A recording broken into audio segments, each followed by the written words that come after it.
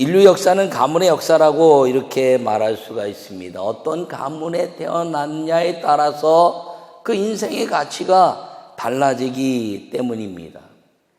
그런데 사람만 그런 것이 아니라 과일도 그렇다는 거죠. 어느 땅에서 났느냐, 누가 길렀냐에서 상표의 가치가 달라집니다. 아니, 그런 식물뿐 아니라 짐승의 고기는 더합니다. 평창한우, 횡성한우, 그리고 이제 어디에서 있냐에 따라서 가치가 달라집니다.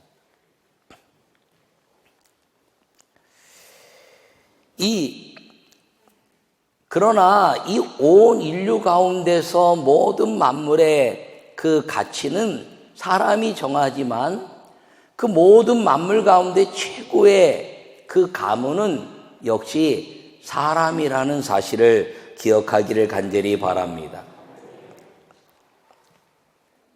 근데 가문이란 걸 보면 위대한 가문들이 많이 있죠. 누구의 가문, 누구의 가문, 누구의 가문. 이 붓글씨 그러면 여러분들 속에서 생각나는 사람은 한석봉과 그의 어머니가 생각날 겁니다. 글씨의 가문의 사람 한석봉.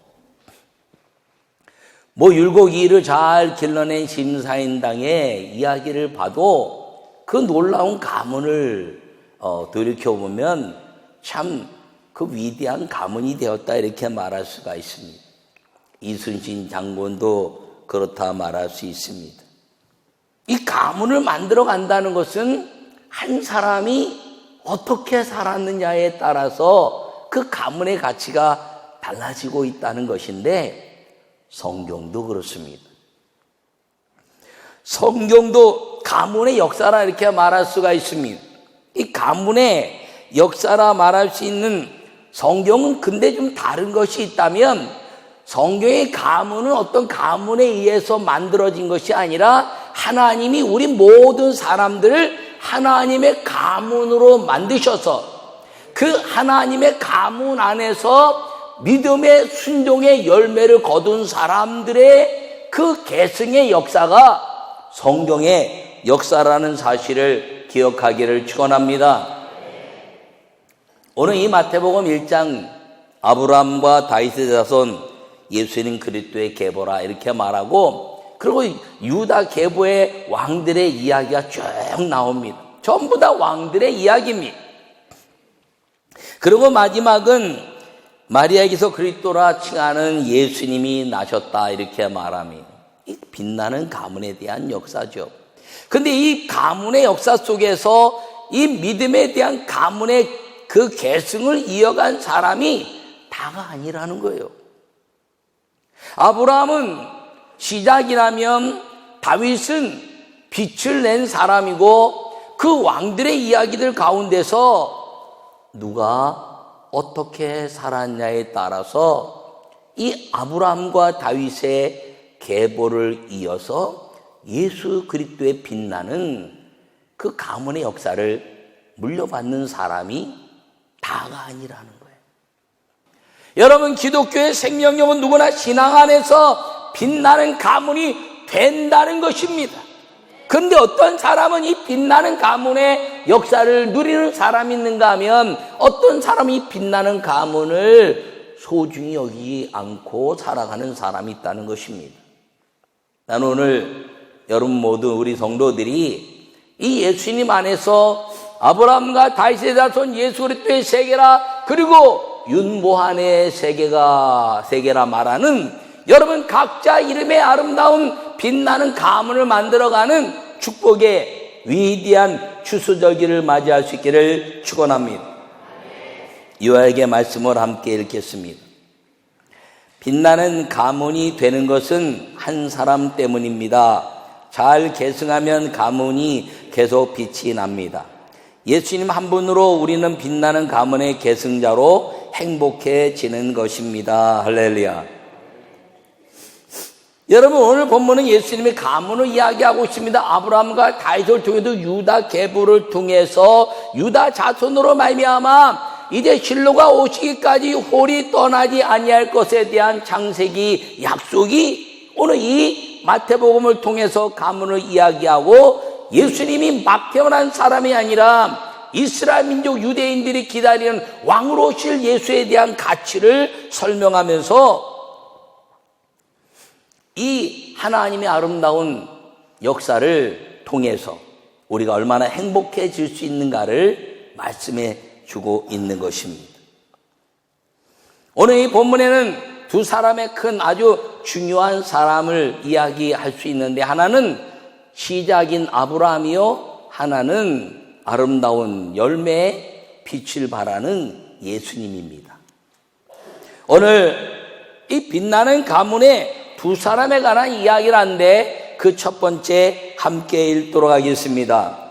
아브라함 한 사람의 순종이 빛나는 가문의 시작이 된 것입니다. 할렐루야. 아브라함과 다윗의 자손 예수 그리스도의 계보라, 이렇게 오늘 1절에 말씀하고 있습니다. 사람 모두 하나님의 가문이라 이렇게 이야기했습니다.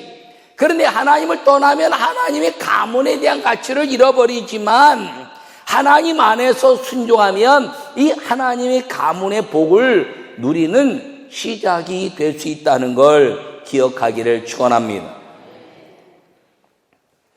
이 아브라함이나 예수님에게 있어서 빛나는 가문의 역사를 시작하고 누릴 수 있었던 것은 한마디로 이야기하면 순종이라는 겁니다.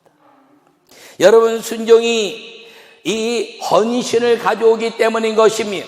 여러분, 순종에는 자기 자신을 이제 절제하는 순종이 없으면, 이 헌신이 없으면 순종은 이루어질 수가 없는 것입니다.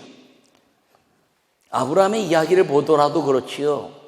아브라함이 창세기 11장에서부터 12장에 이제 갈대아 우를 떠나서 하란 땅에 들어갔다가 가나안 땅에 들어간 이야기를 볼 수가 있습니다.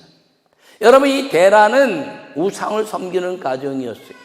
그들의 이야기를 보면 그 우상을 만들어 파는 것 때문에 대단히 많은 물질을 소유한 가정이었다는 겁니다.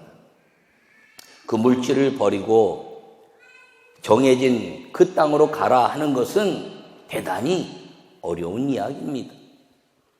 내 모든 삶의 터전이 여기서 다 이루어졌는데 그걸 버리고 이제 알지 못하는, 먹고 살 것이 어떻게 이루어질지 모르는 그 땅으로 옮겨가라 하는 것은 대단한 헌신과 결단이 없으면 순종할 수 없습니다. 데라와 그 가족들이 순종해서 이제 하란 땅으로 갑니다. 하란 땅에 가서 죽은 아들로 인해서 그 땅에 머물다가 아브라함을 다시 부르십니다. 아브라함아, 너 아비 본토 친척집을 떠나 내가 지시할 땅으로 가라, 이렇게 말씀합니다.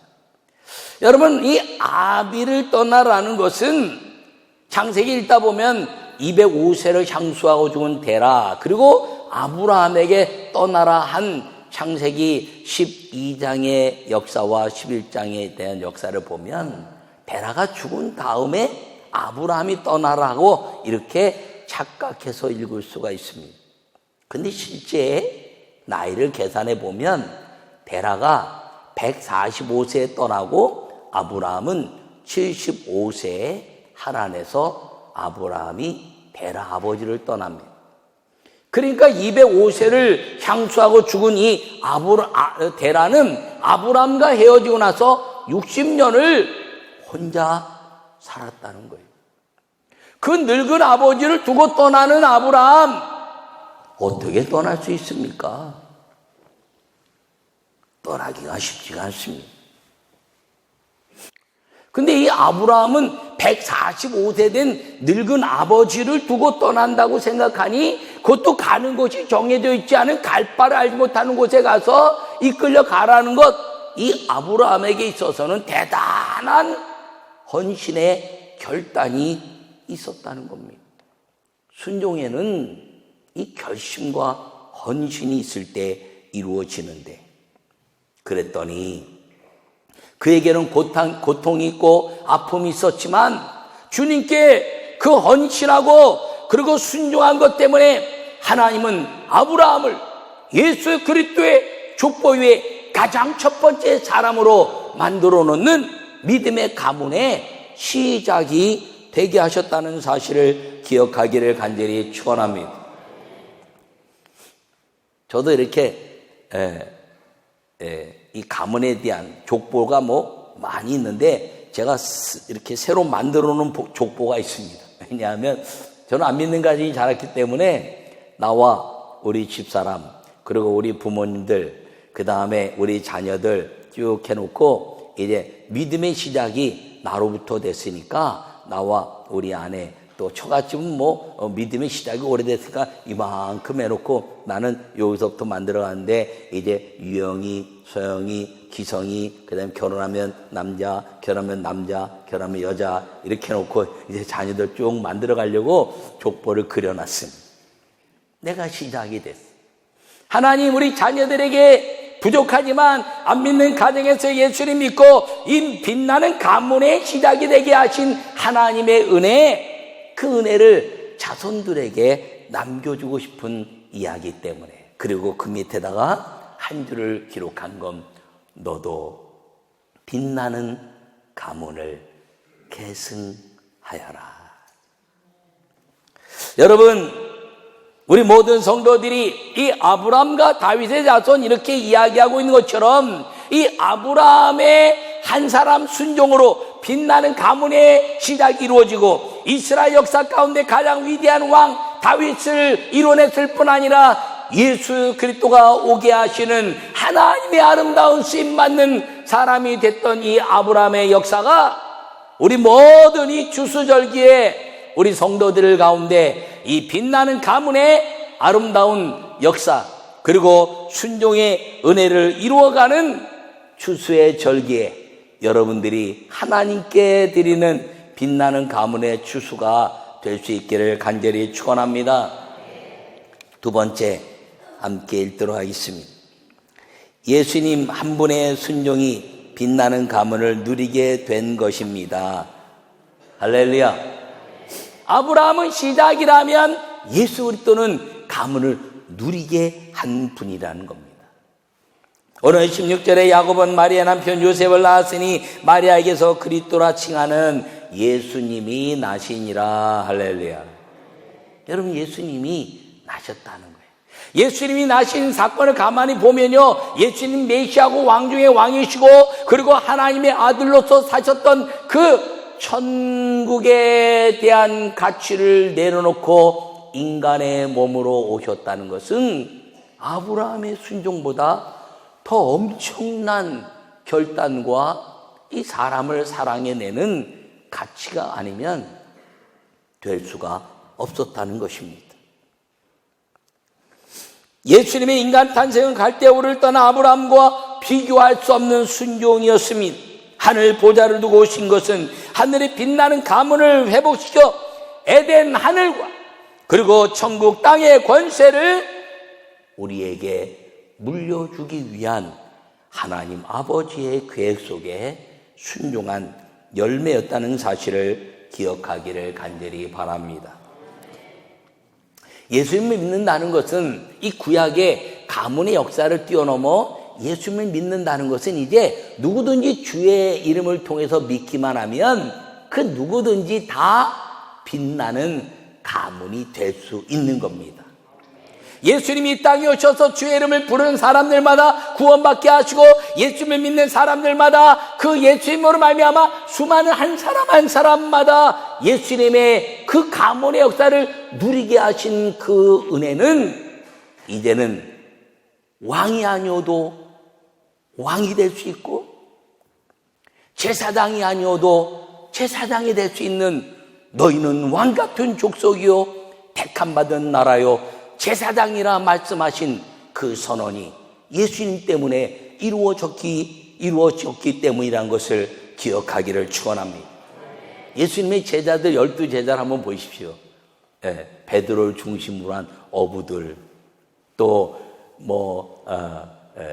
마태를 비롯한 세리들, 또 특별히 이제 그 하나님의 말씀을 연구하고 공부했던 랍비급 제자들, 가만히 보면요 왕족에 비견할 사람은 하나도 없어요.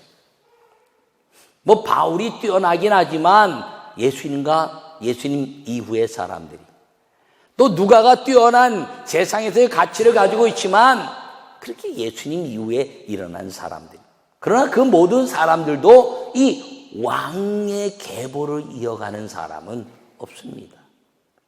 그런데 놀라운 건 왕보다 더 빛나는 성경의 가문의 인물이 되었다는 것입니다.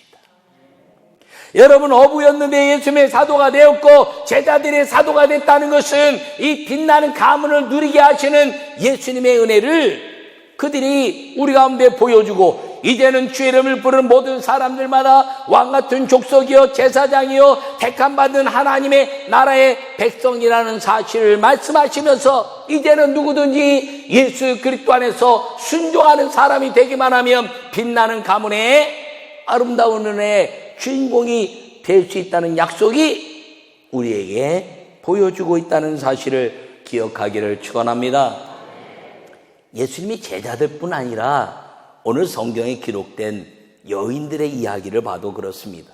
다말이란 여인, 라합이란 여인, 룻이란 여인, 이 여인들이 예수님의 족보에 들어가 있는데, 이 예수님의 족보에 들어간 이 여인들을 보면 여호와 하나님을 만나고 나서 이들의 인생은 빛나는 가문의 주인공이 되었다는 것입니다. 그들의 삶은 막 살고, 그들의 삶은 알아주지 않는 삶이고, 그들의 삶은 인생의 위대한 가문 속에 절대로 들어올 수 없는 사람들이었지만, in Jesus Christ, 예수님 안에서 이들은 하나님의 위대한 가문을 만들고 누려가는 사람이 되었다는 것입니다. 여러분 삶 속에 이 다말이나 라합이나 룻보다 더 부족한 사람들은 거의 없습니다. 그렇다면 우리는 이들보다 더 위대한 삶, 이들보다 하나님의 빛나는 가문을 만들고 누려갈 수 있는 은혜가 이미 주어졌는데, 거기에는 무엇이 필요한가요? 헌신을 통한 하나님 말씀의 순종이 필요하다는 사실을 기억하기를 축원합니다. 이 모든 것이 하나님 여호와께 순종한 사람들의 빛나는 가문의 이야기가 이 오늘 마태복음에 있는 것입니다. 우리 부모님이 늘 그렇게 말씀하셨어요. 피난 내려오셔서, 얘야, 너는 장남이니까 돌아가면 우리 가문, 우리 집안을 다시 세워야 한단다. 여러분, 세상 사람들도 자기 가문에 관한 이야기를 하는데, 예수님이 이 땅에 오셔서 우리에게 부탁하시는 것은 다른 것이 아니라, 너희는 그의 나라와 의를 구하라. 너희는 그의 나라와 의를 구하라는 것입니다. 여러분, 그의 나라와 의를 구했더니 하나님이 빛나게 하신 것을 기억하기를 간절히 축원합니다. 사람이 가문의 역사다, 이렇게 이야기했습니다. 사람으로 오셔서 빛나는 가문이 되게 하신 그 예수님의 은혜로 말미암아 여러 모든 성도들이 빛나는 가문의 주인공이 되시기를 간절히 축원합니다. 제가 한때 이런 이야기를 많이 했습니다. 예수 그리스도의 후손 윤보한의 세계라. 청년 시절에 내가 썼던 성경책에 그렇게 기록했던 기억이 있습니다. 아브라함과 다윗의 자손 예수 그리스도의 후손 윤보환의 계보라. 저는 목사가 되고 나서도 그것을 잊어버리지 않았습니다. 잊어버릴 수가 없습니다. 왜요? 하나님이 주신 이 믿음의 계보, 빛나는 가문에 대한 역사를 잊어버린다면 나는 그 하나님의 그 모든 가치를 누릴 수 없기 때문입니다. 사람들은 다 명문 가문이 되기를 원하지요. 여러분, 예수님 안에 있는 사람들은 다 명문 가문입니다. 그런데 그 명문 가문에 대한 가치를 누릴 수 있는 사람은 헌신을 통한 순종이요, 누릴 수 없는 사람은 헌신하지 않는 불순종에 대한 역사가 성경의 이야기입니다. 나는 여러분 모두가 이 거룩한 하나님의 명문 가문, 그리고 빛나는 가문에 대한 역사를 이어가게 하시는 예수 그리스도의 이름 속에 살아가는 믿음의 아름다운 성도들이 되시기를 간절히 축원합니다. 예수 믿고 순종하는 모든 사람들은 잃어버린 왕족의 가문을 회복시키는 것입니다. 여러분, 이 왕족의 가문을 회복해낸다는 것, 이것은요, 이 마귀가 감당하지 못할 믿음의 역사라는 걸 기억하기를 바랍니다. 이 빛나는 가문에는요, 빛나는 열매가 있는 거예요. 적어도 내가 섬기는 왕은 바꾸지 않겠다.